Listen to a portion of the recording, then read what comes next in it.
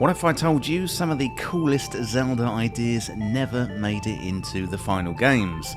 This includes explorable areas, weapons and items. Well, today I'm going to be diving into the world of cut content from the Legend of Zelda series.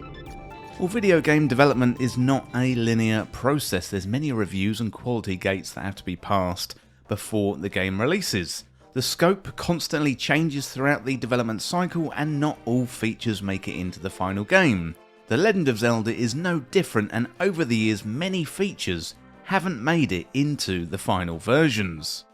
Well, today I'm going to focus on some of the 3D releases including Ocarina of Time, Majora's Mask, Wind Waker, Skyward Sword and Breath of the Wild, and we're going to check out some of the ideas that never saw the light of day. Okay, let's dive into these lost secrets and the cut content. We're going to start off with Ocarina of Time. So over the years, Ocarina of Time has been hacked apart by players, creating mods and also getting a closer look at the game's code and the game's assets. Loads of cut content was found within the data, plus also early previews shone a light onto the content that never made it into the final game. Well, Link's sword beam was in the original game, so there was a feature in early 2D Zelda games when Link had full energy, he would fire a beam from his sword. Nintendo originally intended it to be in Ocarina of Time too, although it never made it into the final version. The Star Fox Air Wing was in the game code as a flying enemy, and this was added to help the development of Volvagia's flying animations, with Volvagia being the boss of the Fire Temple. It's also suspected this was used to test the Z-targeting system Nintendo specifically developed for the game. In early versions of Ocarina of Time, the medallions worked differently to the final version. Shigeru Miyamoto spoke about this in an interview with FamiMaga 64 in 1997, saying the magic medallions were supposed to be used with Link's bow and arrow. There were going to be 6 in total, including fire, wind, darkness and light, meaning they might have been used instead of the fire, ice and light arrows. Link also once had a front flip, although this move doesn't appear in the final version of the game. The animation though still exists in the game code and can be hacked in with cheats. In the Japanese preview of Ocarina of Time, the B button was labelled as jump. Nintendo later removed the ability to jump manually and replaced this with an auto jumping feature. There was also a unicorn fountain modelled in the game, similar to a fairy fountain, although it had a strange unicorn's head. This was featured during pre-release trailers, but the location doesn't actually exist in the final game. And the original plan for Ocarina of Time was the game to have permanence relating to the player's actions. For example, if you cut down a tree, the trunk would stay there, or if you cut grass, it would stay cut rather than growing back as it does in the game today. So in the development process, Link had a staff as a weapon. That would be very, very cool, though unfortunately that one did not make the game and ended up on the cutting room floor. Now, Hyrule Castle Town was once a full 3D rendered town, though in the final version of the game the 2D backdrops were added.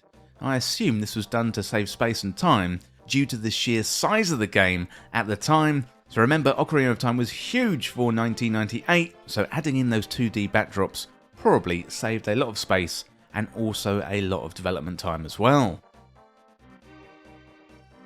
Well, next up, let's have a look at the cut content from Majora's Mask. So Link originally had an adult Link mask, allowing him to transform into his adult version from Ocarina of Time. This likely transformed into Fierce Deity Link, which does look very similar to Adult Link, and there is concept art from the Hyrule Historia book depicting Adult Link in Majora's Mask. The Megaton Hammer from Ocarina of Time was also due to make an appearance in Majora's Mask, however, this was replaced with the Goron punching feature as Goron Link, although Goron Link was seen with the Megaton Hammer on the B button in some pre-release material. Blue Fire is also in the game code as an item, but this item can only be obtained through a cheating device. So the odd thing is it doesn't have a unique description, and when it's used it acts like a bug in a bottle. Okay, next up we've got Wind Waker. So an older version of Link was sketched out for Wind Waker, but this never made it into the final product. The idea was for Link to grow throughout the game, but not as fast as in Ocarina, where he transforms instantly. Unfortunately, this concept was deemed too difficult for the time, and the idea was ultimately scrapped.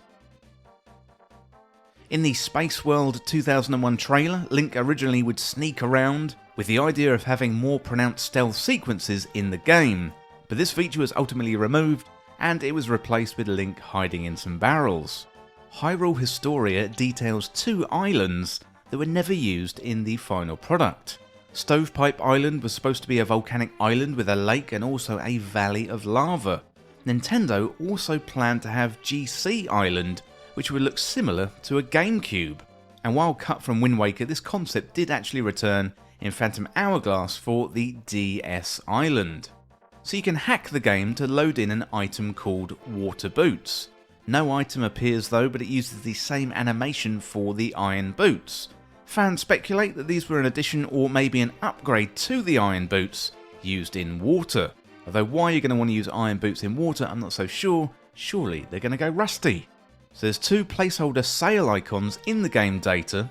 The code suggests they would be called the Zora Sail and the Tingle Sail. So they weren't used for the final game, but Nintendo did add the Swift Sail into Wind Waker HD to help with the boat speed. Well, next up we got Skyward Sword, so let's dive into that one. So when Skyward Sword was shown at E3 in 2010, Link's Hylian shield was the same design as Twilight Princess. However, the design was ultimately modified for the final version of the game. In Hyrule Historia, we've got alternate designs for Zelda, Impa, Fi and Girahim, although the team settled on the designs that we see in the final product in Skyward Sword. Also, originally the Loftwings had a much more cartoony design than we see in the final game.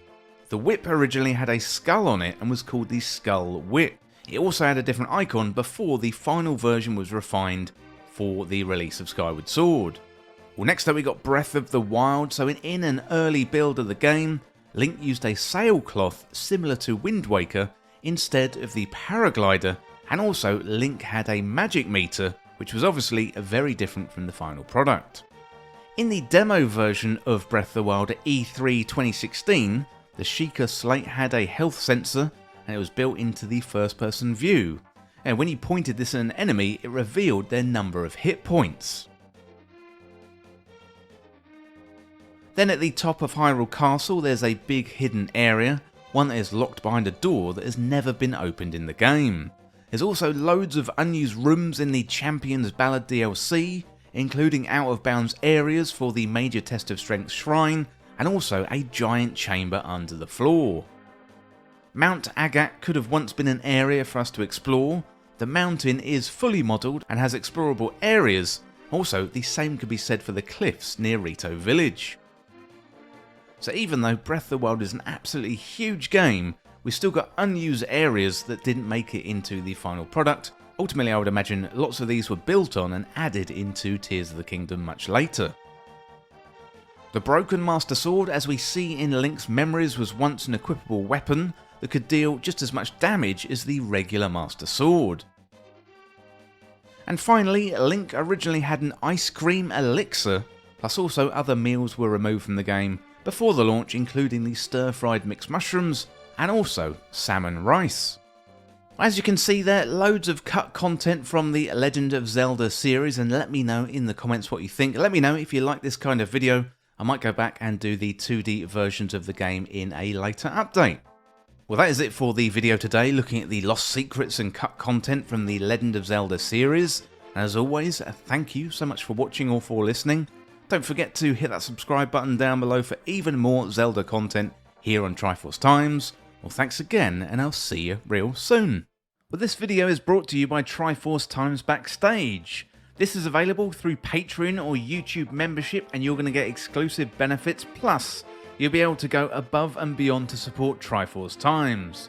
Free content is core to Triforce Times, and you can continue to enjoy these videos that you know and love. However, if you want to enjoy the benefits like early access, our community Discord, shoutouts in the credits of videos, content polls and exclusive videos, then select the tier that is right for you and join Triforce Times Backstage today. So help me make Triforce Times be even bigger and better, plus you're going to get some added benefits for a small fee every month, Well, thank you for listening, and now it's time to go back to the video.